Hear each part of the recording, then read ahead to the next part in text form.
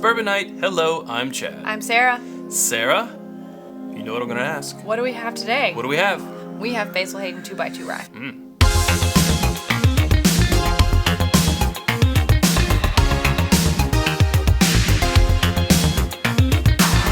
Two by two.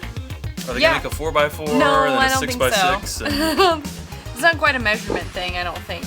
But there are two bourbons blended with two straight bourbons blended with two straight ryes. Supposedly the ratio is 20% bourbon to 80% rye, but they won't release the exact mixture. Doesn't secrets. release. Yeah, they don't release their mash bill. They don't release supposedly things like that. Don't quote me on that. But this is the fourth installment in the Basil Hayden line, which is crazy because it came out in 1988. Basil Hayden, right? Regular, the bourbon, junior. And in the past year, they released the rye, the dark rye, which I wasn't really a fan of, and then this one. Yeah. So it seems like they're going to be expanding the Basil Hayden line, or this is all they're just going to do four. I'm not sure. Guess we'll have to find out. But that kind of makes sense to me. Like, that seems like their arena to expand in a rye way, because they're not, I mean, Booker's, they did Booker's rye. I wish they would do more Booker's rye. Yeah. See, I had this question when I was first looking at this bottle. How the hell do you open it? Opened. So it's 80 proof. Yeah, they've all been 80 proof. This being the fourth one, they've all been 80. I guess that's kind of Basil Hayden's It's so light shtick. compared to all the Bookers we've been drinking. I know.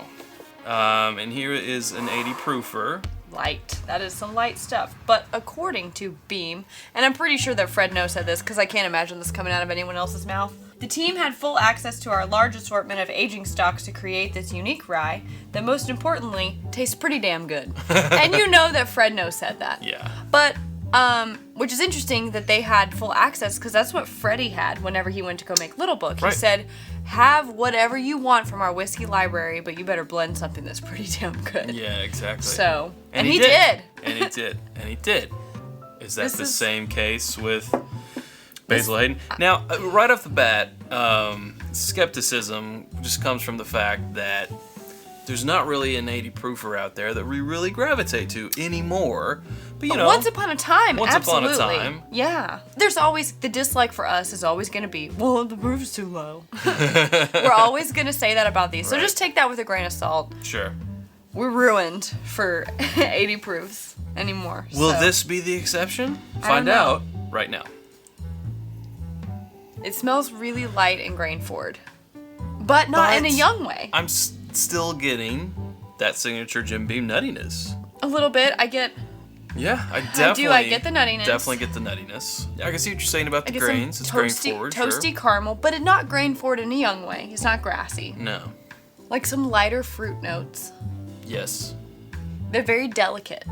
Yeah, I mean, well, 80 proof. It's very delicate overall, to be honest. Like, it's very light. Delicate little whiskey. It's like a, I feel like it's a pinky out teacup whiskey. But you know what? It smells really like floral and interesting. It's got a lot of notes in there. It does have a lot going on. So. 2 bourbons, 2 ryes. 2 by 2. Face off in this. Face off. All right. Who will win? Probably the rye, because there's 80% of it, supposedly. Exactly. Let's find out. Well, the first thing I noticed is the spice.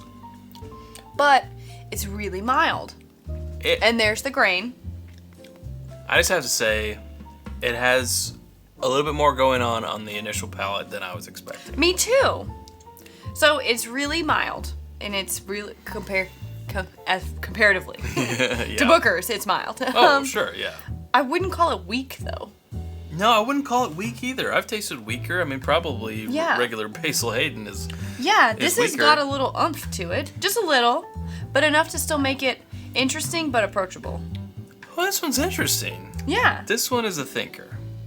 Gonna have to spend a little time with this. I mean, I would, of course, personally prefer to see this in around the 100 proof range. You know what I'm getting? What are you getting? No wrong answers, right? I'm getting a peach schnapps finish. You know, I think that might be like the lighter fruitiness that I was talking about in the nose, but it does have almost like a wine cooler, like a sweetness. The sweetness of it, it's not a syrupy sweetness to where you feel like it's sticky on your tongue, but it does almost feel like a Jolly Rancher. It's like a Jolly Rancher finish. it's cocktail-ish of a finish. There's enough spice hitting the back of my tongue that I think that with a cocktail, especially, I agree with you, peach. Yeah. Peach is dead on. Some sort of peach cocktail or something that pairs well with peach. Peaches come from a can. They're put there by a man. Oh my in a God. factory downtown. I regret this immediately. Huh? Comments down below if you know what it's from. The finish is short-ish. I haven't had my second sip yet. I just gotta say, I'm really Why am I always the one that's like, yeah. It's a thinker. I haven't waited this long to take my second sip because it has a super long finish. Like you said, it's pretty short. Yeah. But I was just trying to wrap my head like you. I don't like to bite into a peach. Okay. I do like some peach flavor. So it took me a while to be like, what is that? What is that? What is that? Oh, it's peach flavor that I'm tasting on the back end. But it's so, like I said before, it's very delicate. But it finishes with this spice on the back. The back of your tongue is tingly at the end. Yeah. And so I think that's why it would be good in a fruit-based cocktail. And I'm not saying fruity with juices and things, you but could I mean kinda like a cook it- muddled fruit or cooked Cook with it, cook it away, and do peach like cobbler a with a cobbler bourbon and sauce some, or something. brulee it at the ends Ooh la la. with something But that's kind of frothy, maybe. if this runs about $40 in our neck of the woods, $40 to Yeah. $45. Yeah. Don't know if I'm gonna be cooking with that. I don't know. I guess it just yeah, depends on what yeah. you want to do. I think it's too much of whatever that uniqueness is, the peach quality, the sweetness or whatever, to have even 2 glasses of it. I agree. I couldn't. It's a one and done. This is a nice summertime light rye. I mean, I would say sit out on your porch with an ice cube in it, but at 80 proof, I don't think you need an ice cube. you can't. So maybe put the bottle in the freezer and then I don't know. I don't know. You I could mean, chill it. yeah, you could Is chill that it. sacrilegious to bourbon? I mean, it's not a bourbon, but No, there's no wrong. There's what no do we wrong always say? way There's to no drink wrong it. way to drink it. Put it in the freezer. Who cares? I don't know. It just seems like this is something. Yeah, like you said, you're outside a hot day. This would go good. But you're not. I mean, we're not gonna go back for a second glass. like We're gonna at that point be like, okay, ready to switch to the Bookers. exactly. I mean, I bought it because I was very curious about it. Personally, I am not gonna go purchase another bottle. I'm intrigued to try this with some other scenarios. Like Yes. for me to just sit down and have a pour with you right here. No, it doesn't have anything to do with you being right here, but it's not really striking my fancy. But I do think that there is a time and a place for this. Sure. And I think I will later on go back to this bottle and be like, oh, this is what that's for. This is what it's for. That's what that's supposed to be for. It's a very specific whiskey. I think so. I feel like. Here's the big question: recommend or not? That's a really tough question. It is. You know, I feel like this is really going to be some people's cup of tea / glass of bourbon, and some other people are going to be like, this is trash. I think that that's a very accurate statement. Have always felt in my bourbon journey, when I first started out, Basil Hayden was a go-to for a lot of people who were new to bourbon And that's because what a lot it of is people so say. approachable. Yeah. I think this still falls in that category. But the price point isn't going to kill you either. You know, Right. it's somewhere in the acceptable range.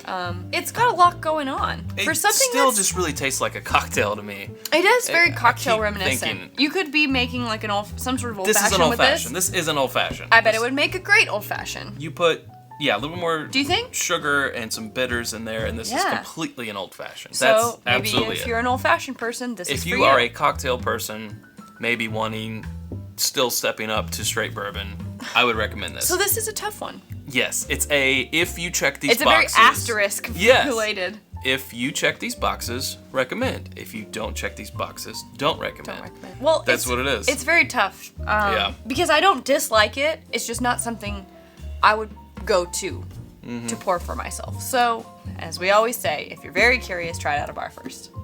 Absolutely. All right, well, cool. Guys, if you don't already, please hit that subscribe button if you like what you see here to be notified when we put out our bi-weekly episodes.